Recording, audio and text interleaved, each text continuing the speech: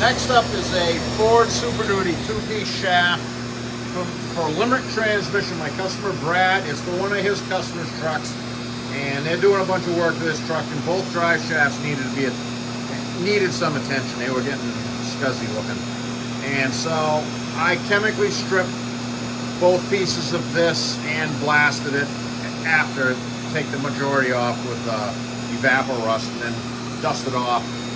The back section, and Brad called it, was very thin next to the weld area adjacent to where the weld joke goes in, and that tubing was done. So I retubed this. The stub and slip, although on the exterior they're a little bit pitted, you know, after you clean them all up, but the slip and stub were tight and still had grease in them, so they're good to go. I mean, I don't throw away parts that are usable. And the front section of this is a little bit pitted, but I've done, I don't know, I mean, a lot of two-piece Super Duty shafts this way.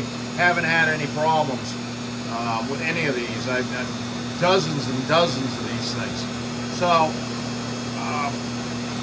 all new Spicer 1410 snap tights, 211 359X Spicer center bearing. Like I said, it's all been cleaned, this front section, chemically stripped and sandblasted. So we're going to get some paint on both of these pieces. This back section is new, 3-inch 083 Spicer tubing, new Spicer weld joke, and another 1410. So it's 3 1410s in the 3 spots in that 211 359X. You can see that the center bearing now, or the slip yoke now, has a grease spitting whizzing around. I always drill and tap those after I clean them out so that you can grease those. And what I tell people is it's for maintenance. You got to just give it a shot of grease, like every other time you change your oil, or once a year, something like that.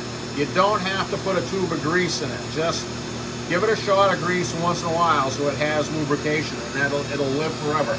I'll put the factory boot clamps back on. Like I said, it's all internally, it's clean. And it has good red grease in it now, so she's going to run a long time. Same thing I always say about these things.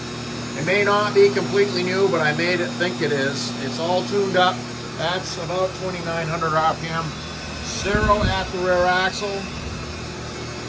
Same thing in the transfer case. Dead flat, 0. And 0 at the transfer case. I said that was a transfer case. That's the center bearing.